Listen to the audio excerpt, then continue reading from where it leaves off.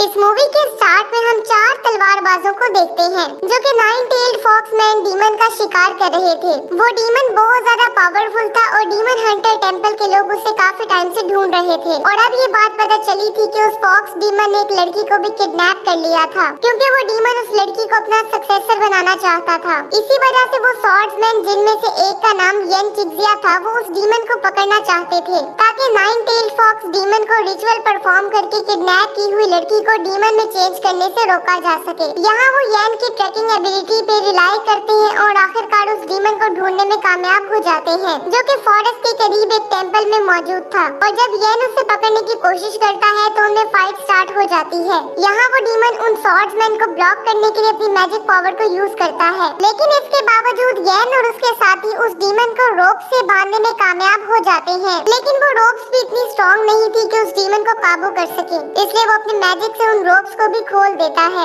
और अपनी ultimate power से उन स्वॉर्ड्समैन को आपस में ही लड़वा देता है। इसी वजह से येन की स्वॉर्ड से उसका अपना ही साथी मारा जाता है। लेकिन अभी भी येन पर डीमन के मैजिक का असर खत्म नहीं हुआ था, इसलिए वो अपनी दूसरी कोलीग जिसका नाम जिंग था उसे भी मारने की कोशिश करता है। लेकिन जैसे येन उसे मारने वाला था तो उस पर डीमन के मैजिक का असर खत्म हो जाता है, जिसकी वजह से वो अपनी सेंसेस में वापस आ जाता है और इस तरह जिंग की जान बच जाती है। इसके बाद वो फौरन से उस डीमन पे अटैक कर देता है और आखिरकार उसे मारने में कामयाब हो जाता है। जिसके बाद दूसरा स्वॉर्ड्समैन जो कि उन सबका लीडर था वो भी अपने सेंसेस में वापस आ जाता है। अब वो लीडर जल्दी से उस लड़की को भी मार देता है जिसको डीमन ने किडनैप किया था, क्योंकि वो हाफ डीमन में कन्वर्ट हो चुकी थी। जिसके बाद वो फौरन से जिंग को भी मारना चाहता था, क्योंकि फॉक्स डीमन से फाइट के दौरान वो भी इंजर्ड हो गई थी। इसका मतलब ये था कि अब वो भी हाफ डीमन फॉक्स में कन्वर्ट होने वाली थी। यहाँ वो लीडर येन को उसे मारने के लिए कहता है, लेकिन क्योंकि येन उससे प्यार करता था इसलिए वो जिंग को वहाँ से भगा देता है ताकि वो लीडर भी उसे ना मार सके।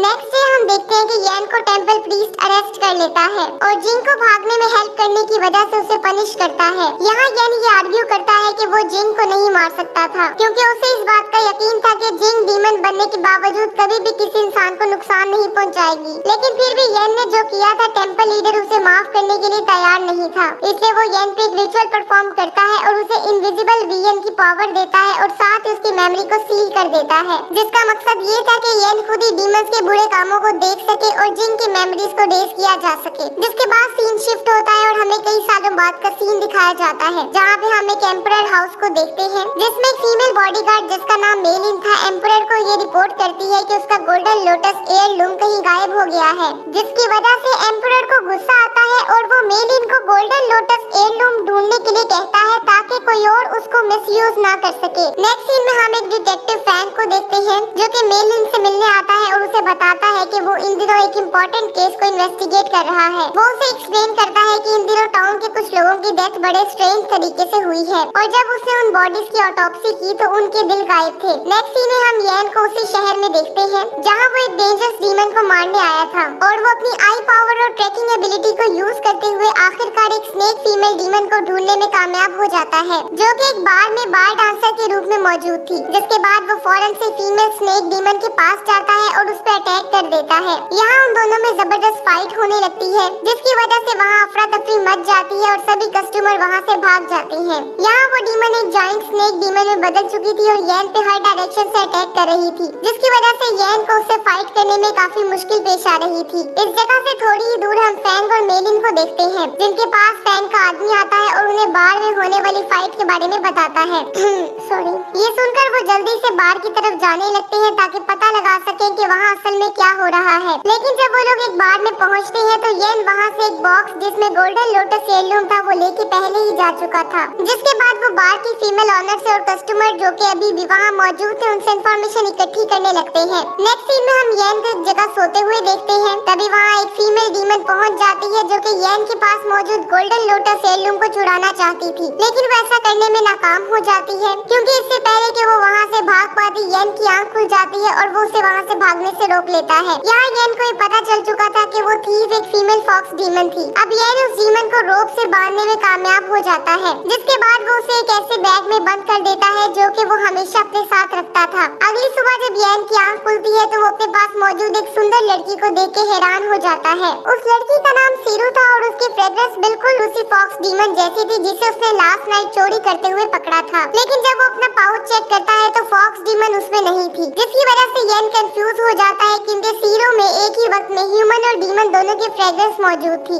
दूसरी तरफ हम एम्परर को देखते हैं, जो कि मेलिन को अपनी बेटी को ढूंढने का कहता है, जो कि अपने रूम से अचानक गायब हो गई थी। और यहाँ हमें पता चलता है कि उसकी बेटी कोई और नहीं बल्कि सीरो थी, जो कि इस टाइम येन के रूम में मौजूद थी। जिसके बाद हम दोबारा से येन को देखते हैं, जो कि अपने सर्वेंट्स को समझा रहा था कि उसके रूम में फॉक्स डीमन मौजूद है। लेकिन सीरो इस बात को डिनाई कर देती है और कहती है कि वो एक नॉर्मल ह्यूमन बीइंग है, और साथ ही वो उन्हें बताती है कि वो एम्परर की बेटी है। अब वो अपने सर्वेंट्स को ये बात प्रूव करने के लिए अपनी आई पावर को यूज करता है, ताकि वो उन्हें दिखा सके कि ये लड़की फॉक्स डीमन ही है। लेकिन यहाँ वो देखता है कि इस बार वो फॉक्स डीमन की फ्रेग्रेंस को डिटेक्ट नहीं कर पा रहा था, और सीरो वाकई में एक ऑर्डिनरी ह्यूमन गर्ल लग रही थी। लेकिन येन को इस बात पे यकीन था कि फॉक्स डीमन ने अभी भी सीरो की बॉडी को पोजेस किया हुआ है, इसलिए वो उसे फिर से अपने बैग में डालने की कोशिश करता है, लेकिन वैसा करने में नाकाम हो जाता है। येन इस वजह से अभी भी क्यूरियस था, इसलिए वो सीरो को एक मैजिकल प्लेस पे ले जाता है। उस जगह का नाम वुलिंची था, और वहाँ से वो लोग जा सकते थे जिनके पास एक होली एमुलेट होता था। वुलिंची एक मैजिकल मार्केट थी, जहाँ डीमंस का शिकार करने के लिए मैजिकल इक्विपमेंट्स और वेपन्स बेचे जाते थे। इसी दौरान फैंग और मेलिन सीरो को ट्रैक करते हुए एक एंटीक शॉप में पहुँच जाते हैं और सीरो को उस शॉप में ढूंढने लगते हैं। तभी वहाँ फैंग को एक पेपर मिलता है, जिसे देखकर उसे पता चल जाता है कि सीरो मैजिकल वर्ल्ड वुलिंची में ट्रांसपोर्ट हो चुकी है। जिसके बाद वो दोनों भी वुलिंची में एंटर हो जाते हैं और सीरो को तलाश करने लगते हैं।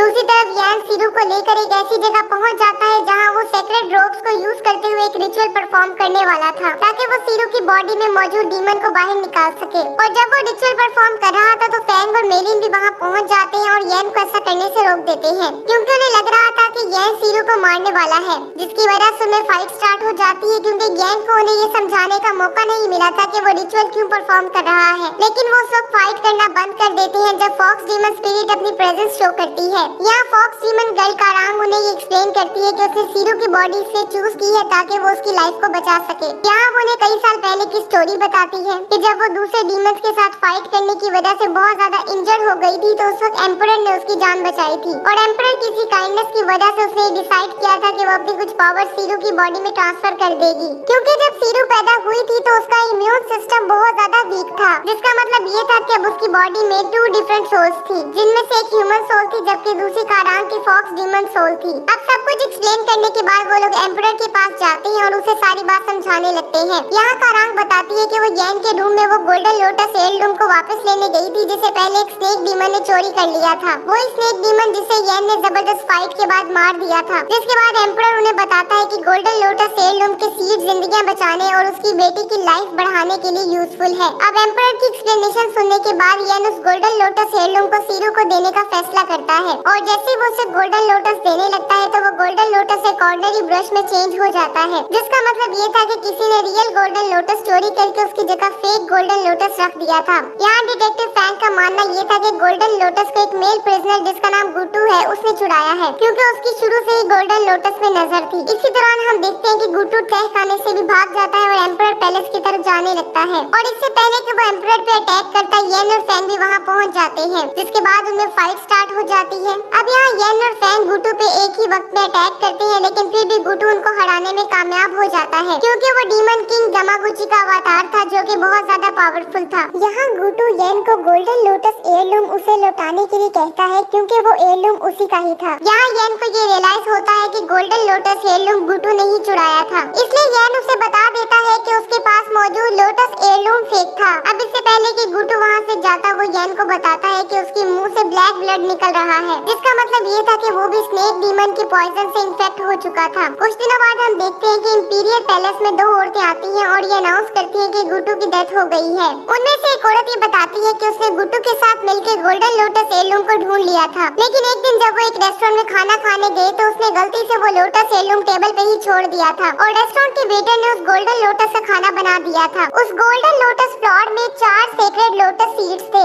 जिनमें से 2 हीलिंग सीड्स थे जबकि 2 पॉइजनस सीड्स थे, जिनमें से एक पॉइजनस सीड गुटू ने खा लिया था, जिसकी वजह से वो बेहोश हो जाता है। बाकी तीनों सीड्स अभी भी उनके पास थे, जिनमें से एक पॉइजनस सीड जबकि 2 हीलिंग सीड्स थे, और एक हीलिंग सीड को गुटू पे यूज करने की वजह से उसे होश आ जाता है, इसलिए अब उनके पास सिर्फ एक हीलिंग सीड और एक पॉइजनस सीड बाकी बचा था। हीलिंग सीड की सीरो को भी जरूरत थी, इसलिए येन जो कि स्नेक डीमन के पॉइजन से अफेक्टेड हो चुका था और मरने ही वाला था, वो फिर भी हीलिंग सीड सीरो को दे देता है और पॉइजनस सीड खुद खा लेता है। नेक्स्ट सीन में हम फैंग फैंग और मेलिन को देखते हैं जिन्हें ये रियलाइज हो चुका था कि रियल एम्परर की डेथ हो चुकी है, जबकि उसकी जगह एक डीमन ने ले ली थी। तभी हमें पता चलता है कि यही वो डीमन था जो कि टाउन के लोगों को मार के इनके दिल निकाल लेता था। अब जैसे ही फैंग और मेलिन उस पर अटैक करने लगते हैं तो वो डीमन फैंग की बॉडी में एंटर हो जाता है, और जैसे ही वो डीमन फैंग की बॉडी से उसका दिल निकालने ही वाला था तो येन वहाँ पहुँचकर उसे बचा लेता है और फैंग की बॉडी में से डीमन स्पिरिट को निकालने में उसकी हेल्प करता है, जिसकी वजह से वो डीमन मारा जाता है। लेकिन इसके बाद येन की भी डेथ हो जाती है, क्योंकि अब वो स्नेक डीमन के पॉइजन की वजह से होने वाली पेन को मजीद बर्दाश्त नहीं कर सकता था।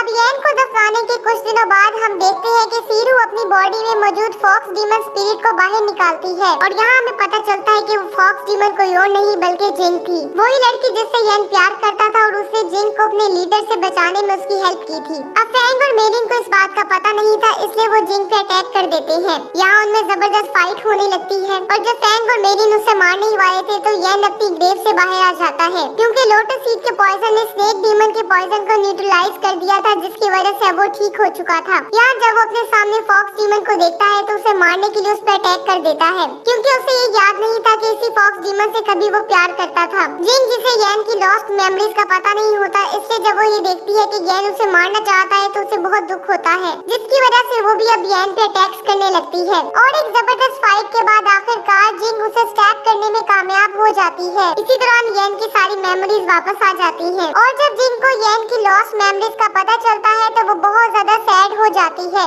क्योंकि उसकी वजह से अब येन की डेथ हो चुकी थी। इसलिए वो अपने आप को सेक्रीफाइस करने का डिसाइड करती है और अपनी सोल येन को दे देती है। थोड़ी देर बाद येन को होश आता है तो वो जिंग को अपने सामने मरा हुआ देखता है, जिसकी वजह से उसे बहुत दुख होता है, लेकिन अब वो उसको बचाने के लिए कुछ भी नहीं कर सकता था। इसी के साथ ये मूवी एंड हो जाती है। Thank you so much for watching.